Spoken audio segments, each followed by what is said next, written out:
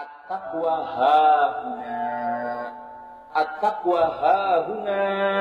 At-taqwa hahuna. Dengan menunjukkan tangannya ke dada beliau, ya, dan menyatakan at-taqwa, takwa itu hahuna, di sini. Artinya apa?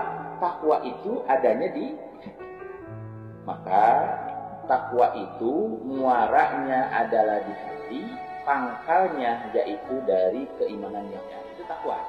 Jadi keimanan melahirkan kemudian ketakwaan. Nah, ketika itu urusan di dalam tuh. Iman itu urusan di dalam, takwa itu urusan di dalam. Kemudian munculnya seperti apa, ekspresinya seperti apa. Maka selanjutnya ekspresi ketakwaan itu adalah ketika kita bisa menghadirkan akhlak-akhlakul karimah. Akhlak-akhlak yang baik, itulah ekspresi ketakwaan kita. Dan ketika kita mau menerjemahkan, mengekspresikan ketakwaan kita, arahan Nabi SAW gimana? Ittaqillah haitsu ma kuntum. Silahkan engkau ekspresikan ketakwaan kamu itu dimanapun kita berada. Artinya siapapun kita, dimanapun kita, itu bisa mengekspresikan ketakwaan kita. Seorang manajer ekspresikan ketakwaan posisi sebagai seorang manajer.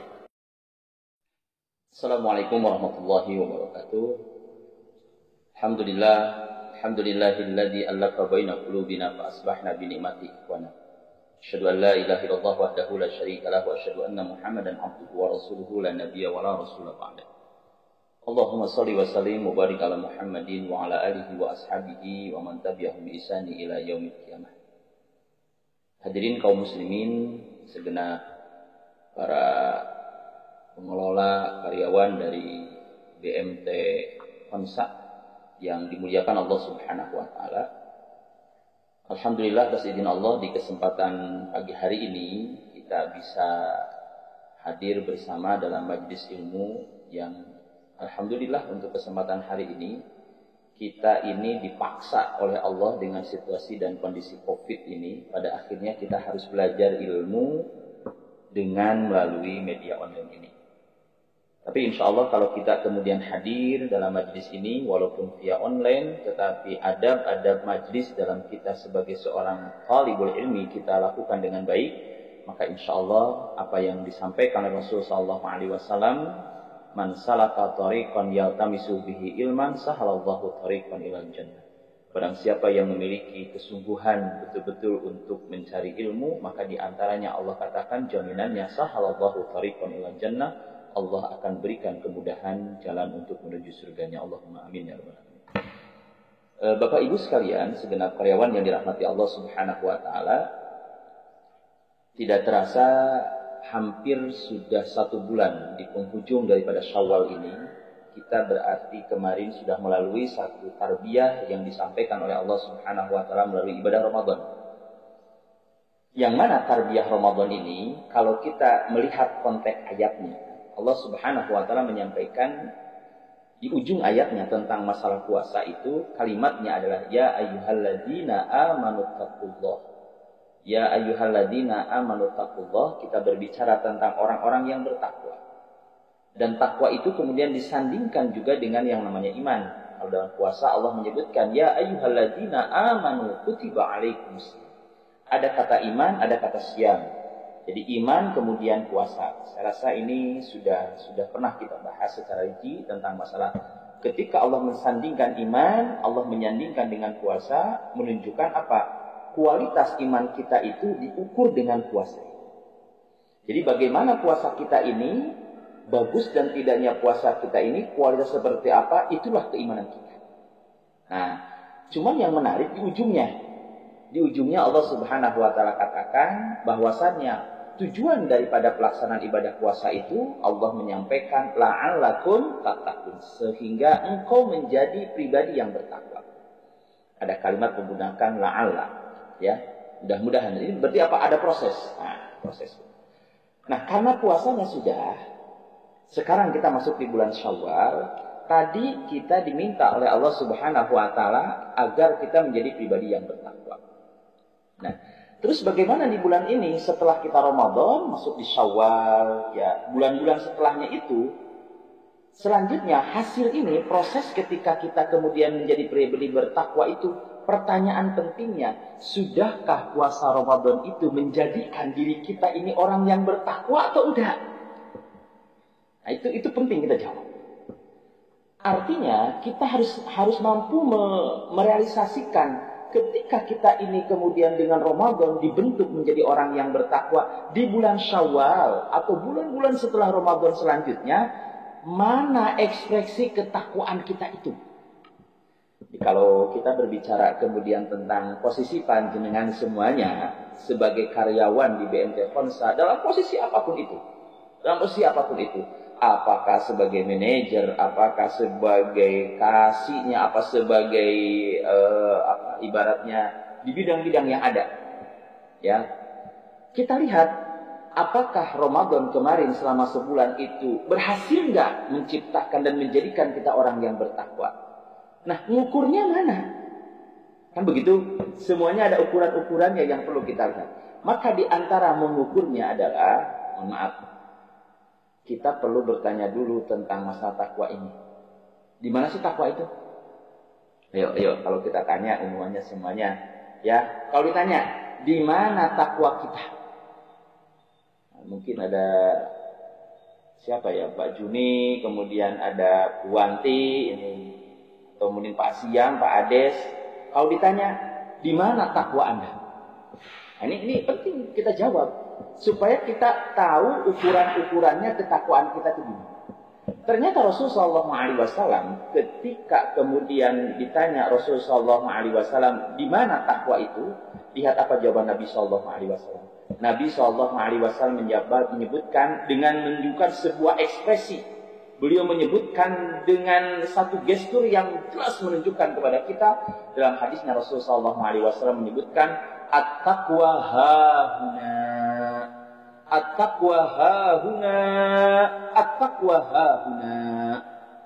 Dengan menunjukkan tangannya ke dada beliau, ya, dan menyatakan at-taqwa, takwa itu hahuna, di sini. Artinya apa? Takwa itu adanya di hati kita.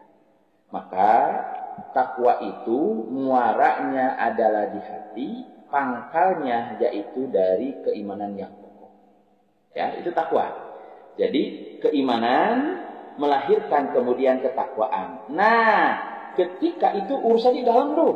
Iman itu urusan di dalam, takwa itu urusan di dalam, kemudian munculnya seperti apa, ekspresinya seperti apa. Maka selanjutnya ekspresi ketakwaan itu adalah ketika kita bisa menghadirkan akhlak-akhlakul karimah.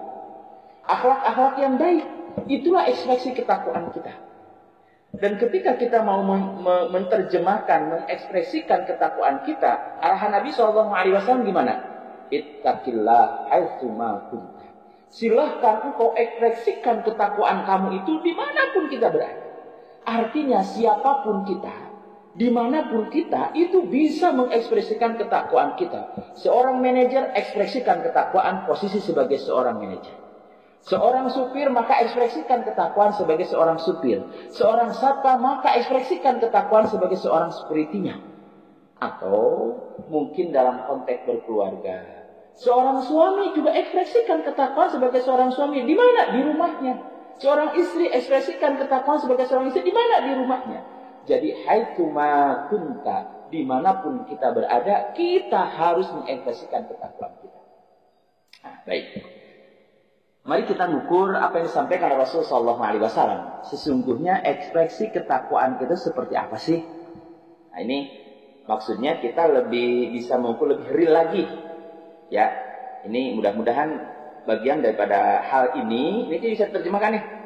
Di dalam konteks kemudian keseharian panjenengan, di dalam dunia pekerjaan jenengan, dikategorikan kita termasuk orang yang mengekspresikan takwa atau tidak itu dilihat. Yang pertama apa? Satu, orang yang mengekspresikan takwa itu ternyata dia menjadi pribadi yang selektif dalam hal-hal yang halal. Ya, ini. Jadi lihat bingkai yang pertama apa? Ekspresi takwa kita itu kita harus selektif untuk hal-hal yang halal. Di dalam Al-Quran itu ternyata antara hal yang halal dengan puasa itu dekat. Coba kalau kita lihat ayatnya itu, ketika di 183 Allah Subhanahu wa taala itu menyebutkan tentang puasa, ya ayyuhalladzina amanu kutiba alaikumusiyam, itu puasa. Terus dibaca dan yang mari lihat, setelah berpuasa itu ternyata Allah Subhanahu wa taala menyampaikan, lihat di Al-Baqarah ayat 188-nya. Apa yang disampaikan oleh Allah Subhanahu wa taala? Setelah kita dilatih kemudian untuk menjaga diri dan nafsu kita, ternyata Allah Subhanahu wa taala mengingatkan kalimatnya apa? Kalimatnya lihat, silakan dibuka Qur'annya. Qur'annya dibuka di Al-Baqarah 188. Sudah ketemu ya? Al-Baqarah 188, ternyata kita diingatkan oleh Allah gimana kalimatnya? Wala ta'kulu amwalakum bainakum bil batil. Ternyata Allah mengingatkan kita jangan sekali-kali makan harta, jangan sekali-kali mencari harta bil batil, dengan jalan yang batil, dengan jalan yang tidak baik. Apa begitu? Ini harus hati-hati nih. Jadi mohon maaf ya, kalau seandainya ini contoh kasusnya. Kalau yang biasa nagih itu apa ya? Bagian apa? Kolektornya ya. Nah, kolektornya. Kadang-kadang pikirannya kan begini, ini kolektornya. Kita ini ngagihin. Terus dapat dari konsumen itu uang kan? Uang dari konsumen. Nah, kumpul nih berapa uang ini. Tapi kemudian belum disetorkan ke kantor. Nah, muncul pikiran, wis lah, tak pinjam dulu lah, lawan kantor ya apa-apa gitu. Yang penting kan nanti saya bisa balikin. Antum minjem berapa? Mungkin nggak banyak, 100, 200, tetapi harusnya hak itu segera disetorkan ke kantor. Antum tahan dulu. Kenapa? Antum gunakan untuk yang lain dulu. Maka itu bil batil. Itu bukan hak antum. Dan itu kalau kemudian diterus-teruskan seperti itu, ingat. Nah, yang repot begini nih. Makanya hati-hati nih. Para suami mungkin ya, yang kolektor-kolektor atau siapapun itulah mungkin ya. Kemudian ini ditopang oleh istrinya. Kalau istrinya malah bilang begini, iyalah mas, minjem aja nggak apa-apa mas, sebentar. Tuling isuknya diganti jenengan gajian. Ini hati-hati, bil batil.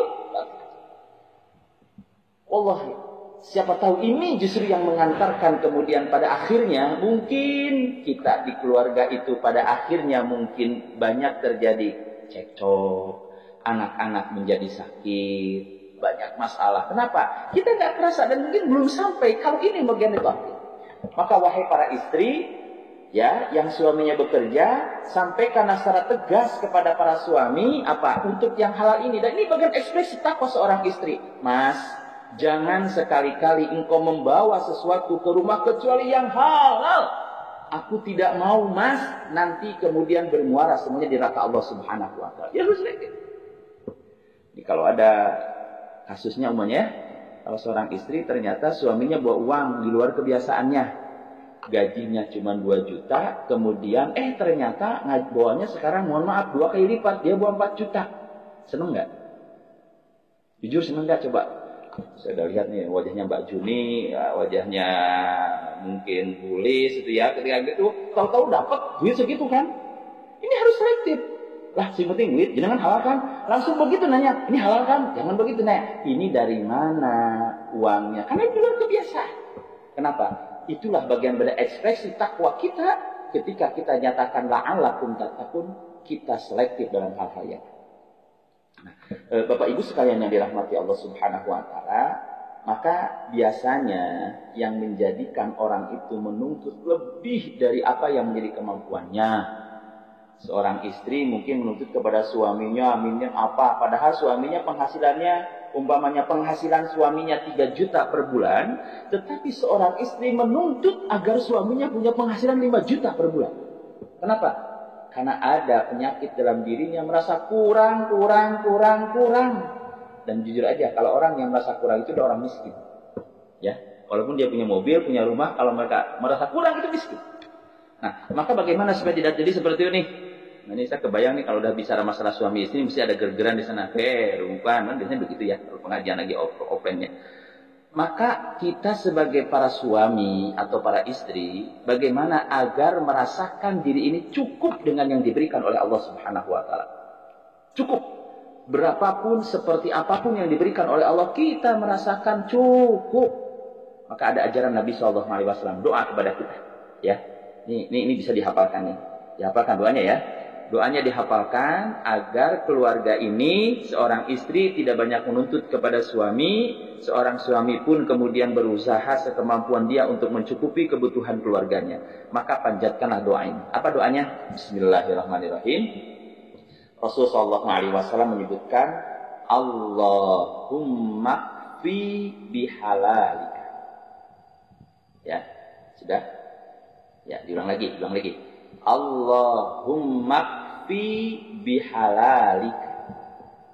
Allahumma ya Allah, ya kita minta kepada Allahumma ya Allah, akfi, cukupkanlah bagiku bihalalika dengan hal-hal yang halal. Kita minta kepada Allah agar Allah mencukupkan diri kita merasa cukup dengan halal yang halal. An haramika, atas hal-hal yang haram. Baik, diulangi. Ya, diulangi. Allahumma fi bihalalika an haramika. Kita minta kepada Allah, Allah agar mencukupkan hal-hal yang halal atas diri kita, atas hal-hal yang halal. Sudah? Ya, ini kalau offline sih enak ya. Ini tapi ini nggak apa-apa. Tapi nanti insya Allah pertemuannya akan datang pas offline-nya kita cek hafalannya ya. Jadi Allahumma fi bihalalika an haramika. Lanjut doanya. Wa agnini. Ya, wa agnini. Agni ini makna yang kemudian bisa kita sebutkan. Agni itu dari kata-kata ghina. Ghani apa? Kaya. Hah? Ini doa nih kalau ingin kaya nih cocok nih. Wa agnini, dan kayakanlah saya. Ya, kita ini minta dikayakan. Apa yang kita dikayakan? Mohon maaf nih, lihat nih, awas. Jangan dikayakan kemudian dengan harta. Ternyata doanya wa agnini bifadlika, wa agnini bifadlika. Ya, kita minta dikayakan oleh Allah bifadlika, dengan keutamaan karunia dari Allah Subhanahu wa taala, amman siwa, supaya kita tidak bergantung kepada selain Allah Subhanahu wa taala. Apa? Coba diulangi. Diulangi ya. Allahumma fi bihalalika an haramika, wa aghnini bifadlika amman siwa. Itu doa. Ini Pak Siam nanti ini menjadi salah satu hal yang menjadi rangkaian doa nih. Karena kita juga kan kepingin di lembaga ini betul-betul lembaga ini hanya mengharapkan yang halal. Jadi kita sampai betul-betul jangan tergoda lembaga ini dengan hal-hal yang haram. Kita pingin yang halal, yang itu berefek baik kemudian kepada semua karyawannya juga. Dan kemudian yang kita minta kepada Allah dikayakan tentang kemuliaan. Dikayakan oleh Allah Subhanahu wa taala, dianugerahkan kemuliaan oleh Allah Subhanahu wa taala, sehingga kita tidak bergantung kepada selain Allah Subhanahu wa taala. Saya doakan mudah-mudahan ini situasi Covid-19 ini kan semuanya lembaga-lembaga itu mesti ngeluh kan. Oh, nanti begini, nanti begitu. Sudah. Kita jangan bergantung kepada manusia, tapi kita hanya bergantung kepada Allah Subhanahu wa taala. Baik, ini poin yang pertama, ekspresi takwa kita itu adalah ketika kita menjadi pribadi yang selektif dalam hal-hal yang ya. Maka mohon maaf nih, lembaga BMT Honsa itu kalau dia sebagai sebuah lembaga yang menerapkan ketakwaan, maka produk-produknya harus betul-betul dicermati ini halal apa tidak. Harus hati-hati. Ya. Kenapa? Ini ekspresi takwa kita seperti itu. Baik. Nah, ikhwan rahimakumullah. Kemudian yang kedua, Allah Subhanahu wa taala menyebutkan ketika kita ekspresi takwa kita ini adalah ketika kita menjadi pribadi yang jujur. Ya, jujur. Jadi, mohon maaf. Ekspresi ketakwaan itu adalah buahnya menjadi pribadi yang jujur. Begini, alamiahnya manusia itu akan berkumpul dengan orang sesama yang punya hobi. Saya punya kenalan seorang ustadz senangnya main sepeda. Ya, sepeda. Kira-kira kumpulnya dengan mainan dara apa dengan sepeda? Orang sepeda. Ya kan? Begitu. Jadi sepeda semuanya. Orang yang senangnya dolangan dara, maka ketemu dengan siapa? Yang dolangan dara. Kan begitu? Nah, jadi Allah itu akan mengumpulkan kita tuh. Ya sunnahnya begitu ya. Jadi orang itu akan berkumpul sesuai dengan para hobinya. Ibu-ibu, mohon maaf ibu-ibu, kalau yang senangnya ahlu diskon, pokoknya informasi diskon itu dari mana-mana tahu, maka dia akan berkumpul dengan ahli belanja. Gak mungkin dia kumpul dengan ahli pengajian. Ya, jadi begitu. Nah, maka kalau kemudian tadi disampaikan orang itu cenderung bersama akan berkumpul dengan sesama yang hobinya sama dengan dirinya. Ya, itu ada sesuatu yang memang kita lihat lumrah seperti itu. Nah, ketika kita berbicara jujur, maka kalau kita ingin menjadi orang yang jujur sebagai ekspresi takwa kita, berarti kita harus berteman dengan siapa? Berteman dengan orang yang jujur juga. Maka Allah Subhanahu wa taala menyebutkan, lihat, setelah takwa itu Allah berbicara tentang jujur. Lihat, silakan bisa dibuka di surah At-Taubah ayat ke-119. Silakan dibuka dulu suratnya. At-Taubah surat yang ke-9 ayat 119. Lihat, takwa itu akan menghadirkan kelompok orang-orang yang jujur. Allah Subhanahu wa taala sampaikan, ya ayyuhalladzina amanu taqullah. Hai orang-orang yang beriman, bertakwalah kepada Allah Subhanahu wa taala wa kunu ma'as shadiqin.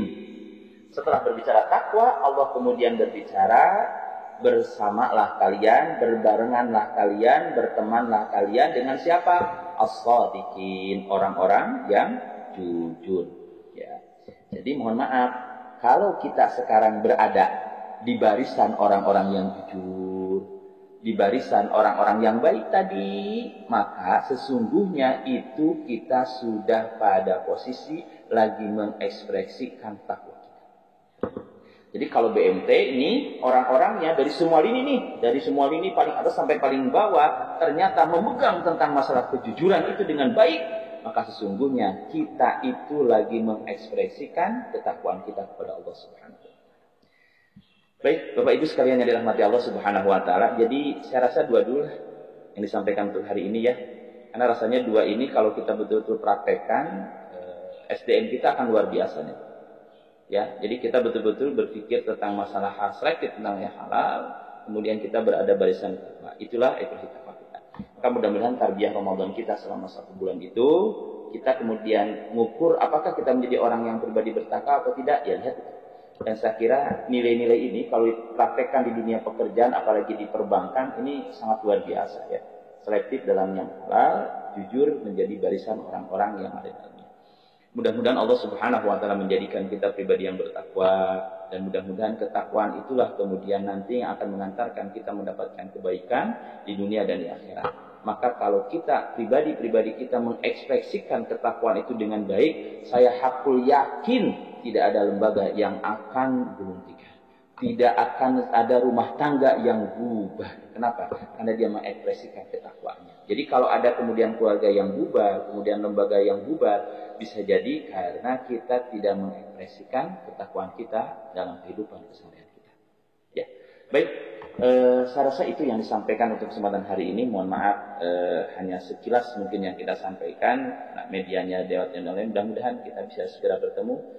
Masih ada beberapa sumber pembahasannya tentang masalah ekspresi takwa itu. Setidak-tidaknya ada 6, tapi kita baru sampaikan 2. Ya, nanti insya Allah di lain waktu kita sambung lagi, dan mohon diingatkan ini adalah bagian yang akan kita bahas di dalam pembinaan kepada para SDM di BMT Konsat Cilacap. Terima kasih, demikian yang disampaikan. Mohon maaf segala kekurangan. Billahi taufik wal hidayah. Assalamualaikum warahmatullahi wabarakatuh.